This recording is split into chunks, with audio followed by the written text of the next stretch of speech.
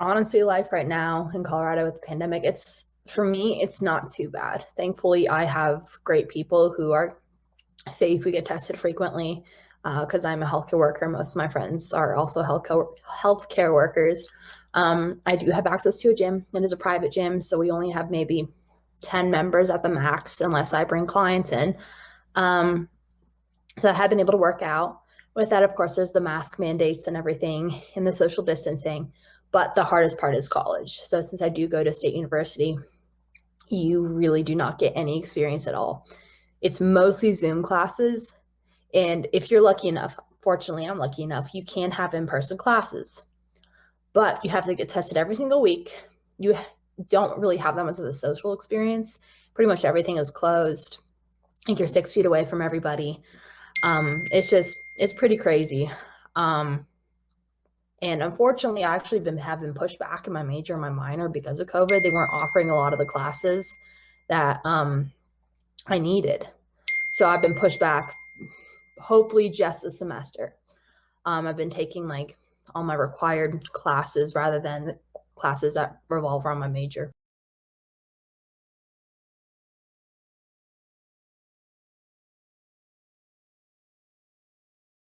Honestly, how I manage everything I do is with a very bad caffeine addiction. I'm not gonna lie, it is terrible.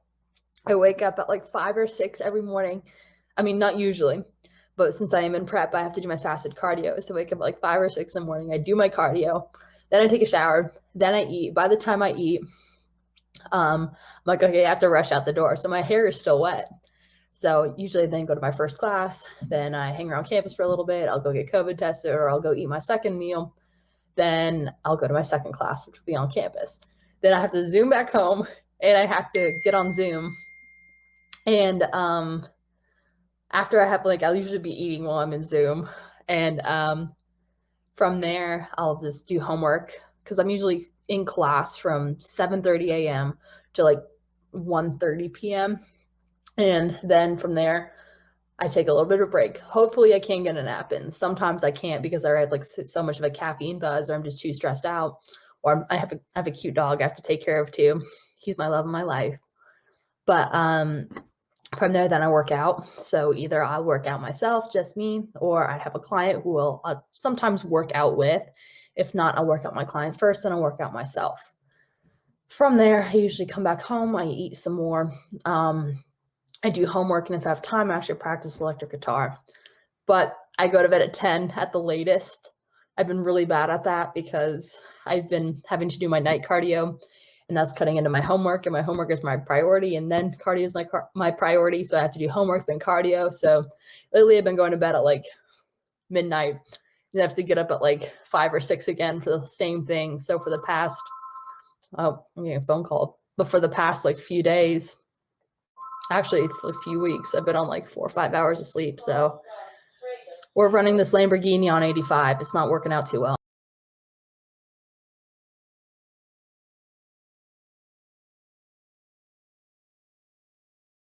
So, I mean, the way I'm dressed right now, big sweatshirt, that's normally how I dress. Like, I don't like to draw attention to myself that much.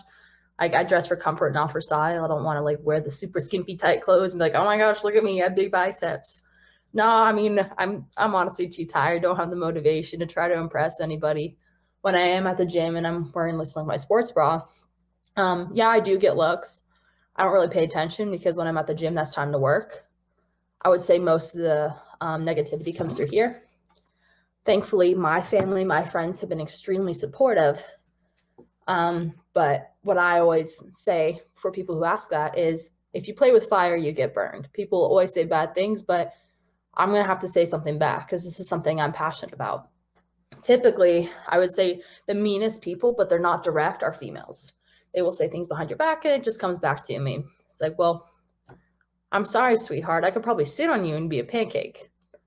Typically, guys are more direct with this. My response to that is, well, if you like, they always tell me I look like a man. And my go-to response is, well, if you lifted weights, you would look like a man too. I mean, there's way too many critics without credentials out there in the world. And I mean, I've studied psychology, and typically judgmentalness comes from a place of insecurity. I don't blame them. I'm here to help you. I can help you if you have any questions, but I won't talk badly about something you're passionate about. So you have no right to talk badly about something I'm passionate about and I work my booty off for.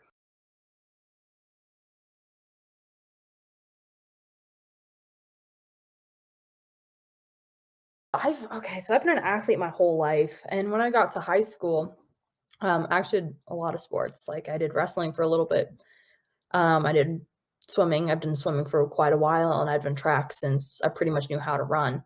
When I got to high school, though, that's when they started incorporating the weight room into our workouts. So we do our workout, then we go lift. So it was something I was super familiar with. Unfortunately, because I've had 2 knee surgeries and a hip surgery, and just being running for my entire life, my body just said, nope, we can't do this anymore. And I had to prioritize school because school is going to ultimately lead me to a better future. So I was just lifting one day, just working like out like I usually do, because I just would work out. I mean, because once an athlete, always an athlete. And since I couldn't have access to a track all the time, I would just work out in the gym. That's when my coach found me.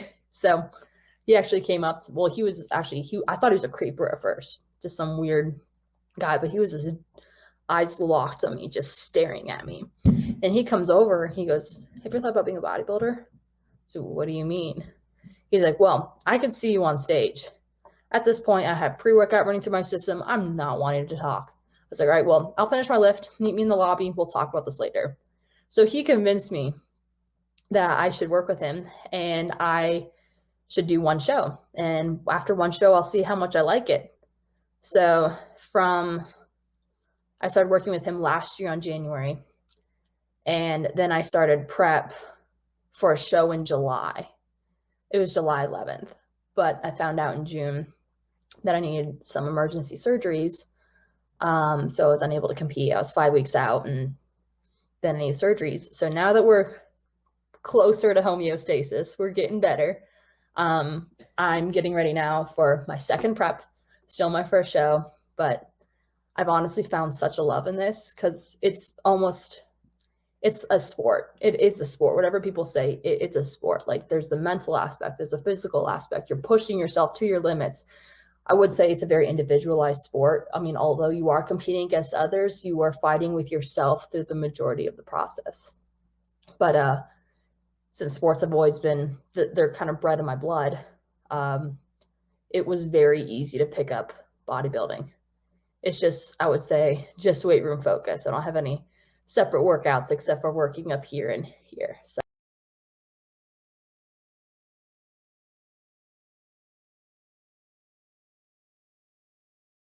So that has been through diet. When I was in high school, I actually succumbed to peer pressure and I became weak under social norms. I would maybe only eat once a day because I wanted to fit in with the skinny, pretty girls. Like I wanted to fit in with the popular girls. I wanted to be like them. I wanted to hang out with those girls at lunch. I wanted to be like them. So after some soul searching and after figuring out what I wanted to do and who I wanted to be, I just started eating more. So you can't run a body. Your body cannot be functional on minimal fuel. As soon as I started eating more, I started eating healthier. I started lifting weights. My body responded so positively. And I can proudly say I'm a natural bodybuilder. I have not taken anything that is beyond natural. I mean, creatine's natural. I take creatine. But I mean, nothing is illegal that's in my body. Everything you can just buy from the vitamin shop. So I would say, honestly, it's just healthy dieting and being extremely consistent and truthful with what you do. You got to put in 100% effort. Like what I always tell my clients is make this workout seem like it's your last workout ever. Because I mean, ultimately you're not in pain. Your muscles are in pain. If you are in pain, you should probably go see a doctor, but your muscles are just responding to some trauma that they have acquired while lifting. So it's just, I would say, I give credit to my coach for honestly showing me like, girl, you need to eat more. And once I did, I've kind of blown up. I went from I would say when I started working with my coach, it's probably 130. And then at the end of this off season, I was 170. So now I'm back down to 150 now, but I'm in show prep. So I'm like 12 weeks out. So I'll probably get down to maybe, I'm going to guess probably like high 130s, 140 maybe when I step on stage, but we'll see. I don't really care about the number or anything. As long as I'm happy, I'm confident, I'm healthy, and I'm functionable, that's all I really care.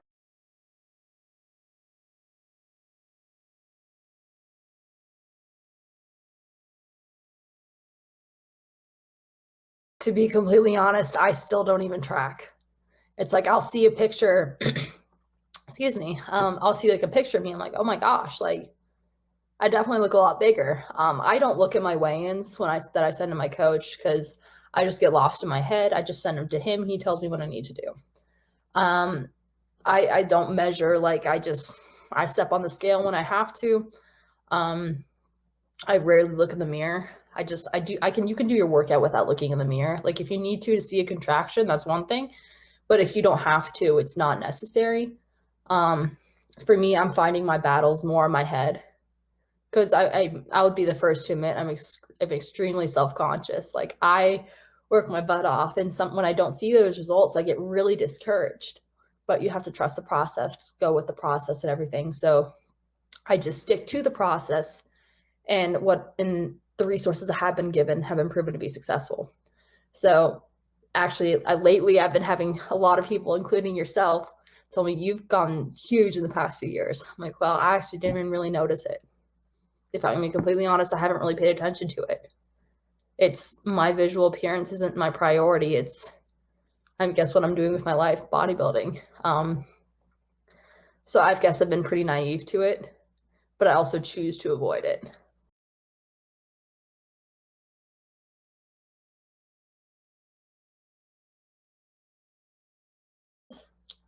Yeah, I mean, I don't really have like a favorite body part on me.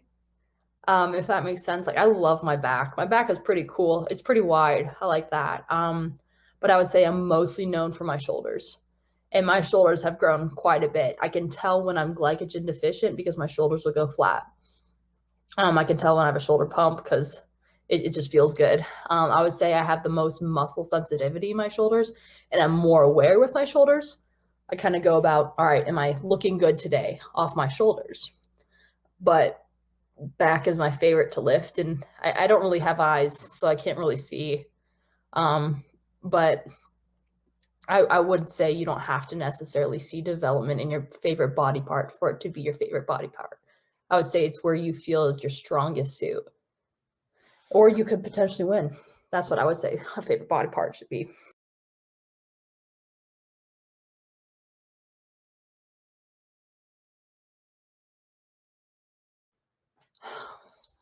It's a highlight. That's so hard. Okay. Actually, yeah. Oof, there's so many. This is hard. I have made some fantastic friends. I have some wonderful people in my life who I know will support me, and I'll support them indefinitely. Um, Not only that, but I have grown myself so much. I have found, honestly, I see, I mean, I feel like you don't ever truly know, but I have more consolidation with who I am and what my values are. I'm mentally healthy, I'm physically healthy. I challenge myself. But I would say the biggest thing is I'm being able to empower people with what I do. I'm able to break a stereotype. I'm able to help people out who ask. I'm able to put out an image that is typically pretty, I would say, it's a rare image. To be able to put our rare image and present it well, and able to pursue that image and help others who do want to help, who want to look, I guess, similar to me, because nobody can look the same, but whoever wants to help themselves a little bit, be physically fit, I feel like I can put a good image out for that. My studies have gotten better.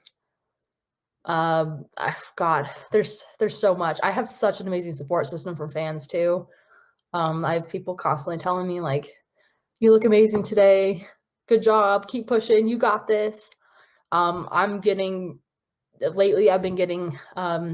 direct messages from IFBB pros, people who've competed in Mr. Olympia. And it feels nice to be noticed for more than just a pretty face, to be noticed for my achievements. And I would say that's definitely something that I wouldn't have never expected to get out of this, but it makes me very happy to be able to.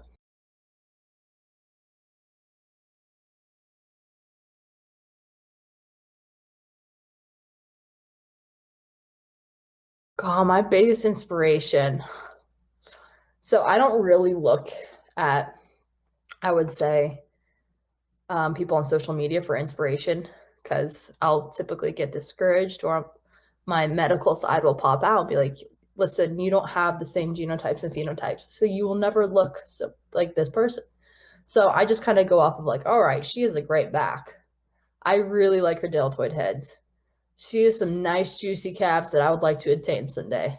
I would say my biggest motivator is probably my family. They're someone who I always want to please. And they help me do what I do possible. They're a fantastic support system. And my dog, he's wonderful too.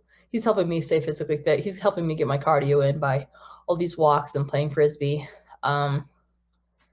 I would say I don't really have a specific somebody, but I would say there's a little bit from everybody I can learn from. But my coach, I give all the credit to who I am to my coach. Like yes, I've done the work, but without those resources provided by him, the support by him or anything, I wouldn't be where I am today. I'd probably still be nutrient deficient, looking skinny, being pretty self-conscious. Just, I wouldn't be who I am. And so I give most of the credit to him.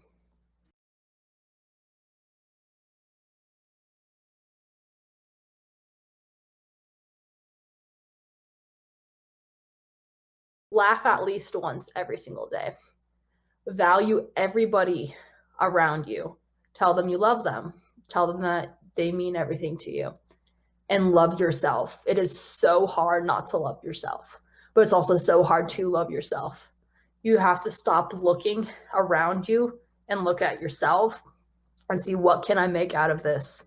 I'm not just flesh and bones. I'm so much more. So let's do something with this. Let's make a difference. Let's make an image, whatever. I guess those are my pieces of advice, even though you just asked for one. Hey guys, so I'm 12 weeks out from my show. I need to order a suit in 6 weeks. I'm right now $350 into a $750 suit. Unfortunately, this is considered a cheap suit, but this suit, just like any other competition suit, has to be custom made and custom fit to my measurements, as well as hand created. So I'm $350 into a $750 suit. Any contribution would help tremendously and be very much appreciated. I am in college. I'm also working part-time, and taking bodybuilding onto that is just making things a little bit harder. So I will take anything I can get. If that's just good luck wishes, I'll take that too.